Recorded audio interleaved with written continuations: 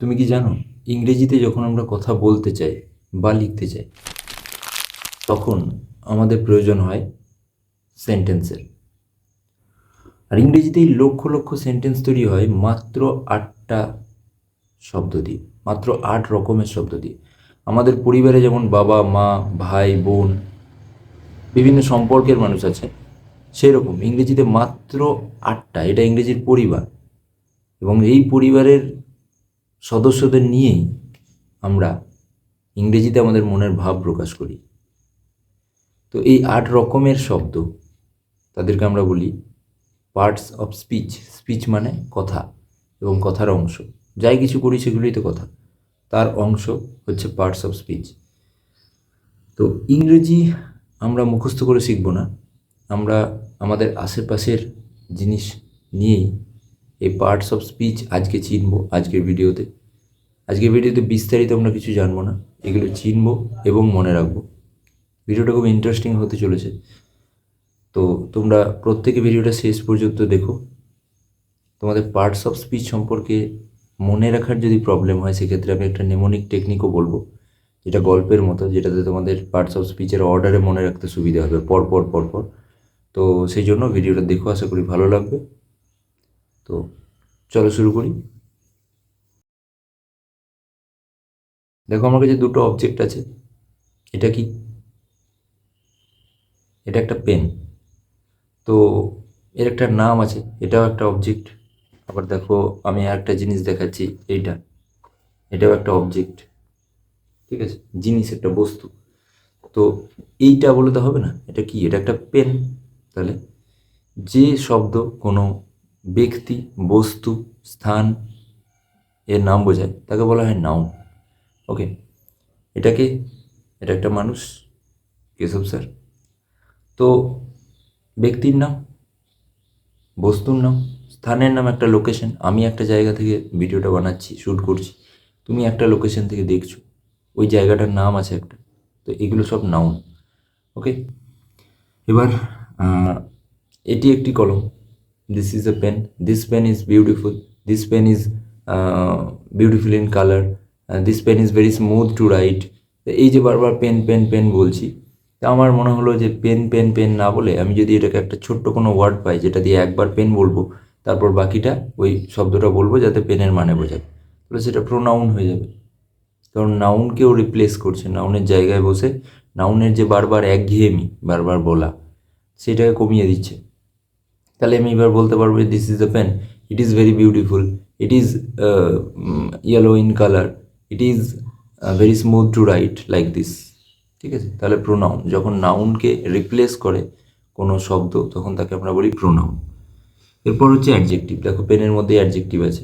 কি বললাম? This pen is very beautiful. তাহলে পেনটা সম্পর্কেও ডিসক্রাইব করছে, বলছে পেনটা কেমন। নেক্সট হচ্ছে যে দিস পেন ইজ লং। ঠিক আছে, এটা লম্বা, তাহলে পেন সম্পর্কে বলছে। তাহলে এই সমস্ত ওয়ার্ডগুলো হচ্ছে অ্যাডজেক্টিভ। অ্যাডজেক্টিভ মানে হচ্ছে ডিসক্রাইব করে, সে বলে দোষ, গুণ, অবস্থা, সংখ্যা, পরিমাণ।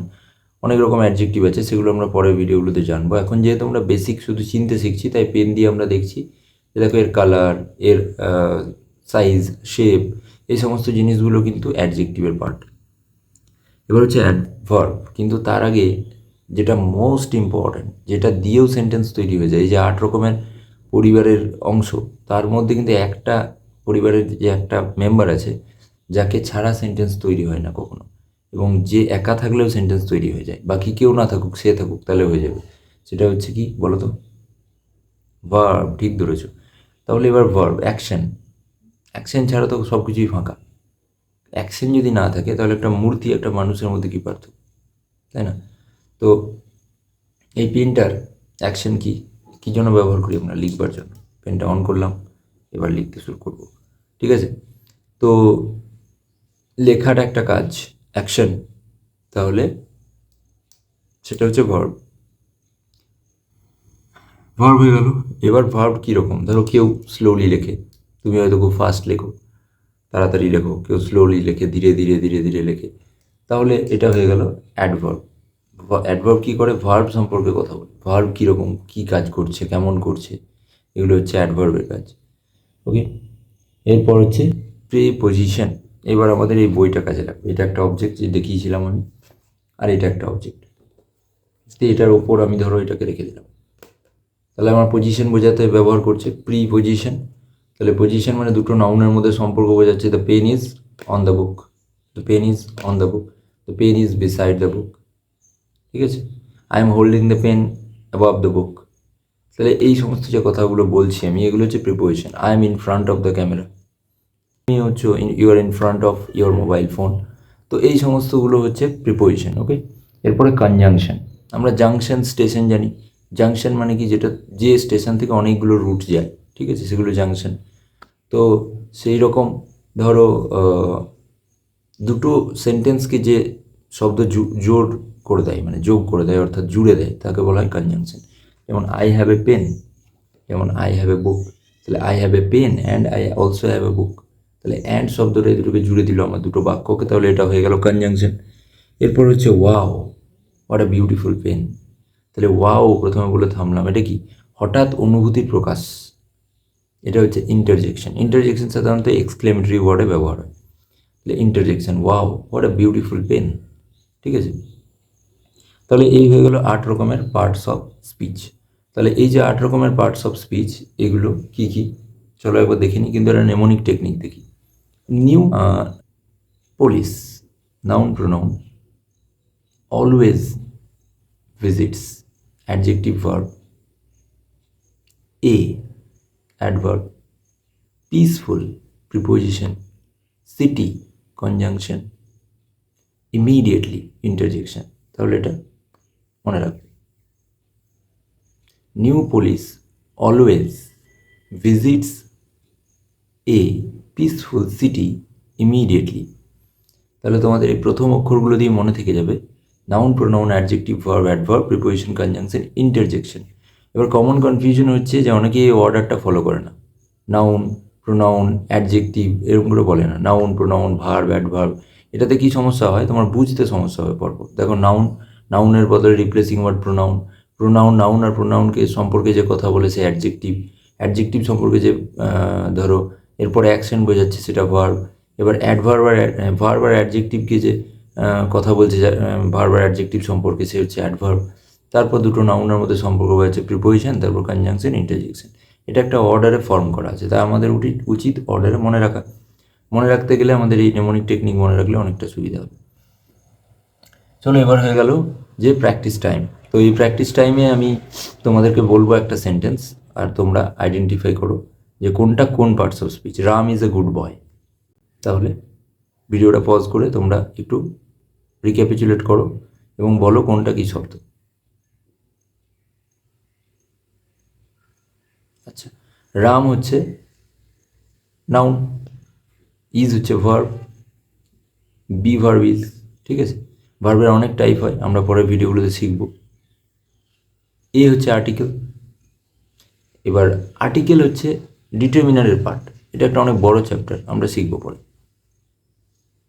গুড, এখন রাম, গুড আর বয় তিনটেকে আইডেন্টিফাই করো। তাহলে গুডটা কী বলো, অ্যাডজেক্টিভ, আর বয়টাও এগেন নাউন। তাহলে এখানে দুটো নাউন আছে, রাম আর বয়, আর একটা হচ্ছে গুডটা অ্যাডজেক্টিভ। নাউন রাম আর বয় দুটো দু ধরনের নাউন, সেগুলো আমরা নেক্সট নাউনের ভিডিওটাই শিখব। তো এরপর একটা MCQ test. Identify which is a pronoun.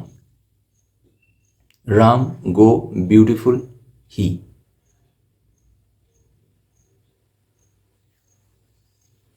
কমেন্টে লেখো, দেখি কয়জন সঠিক উত্তর দিতে পারো।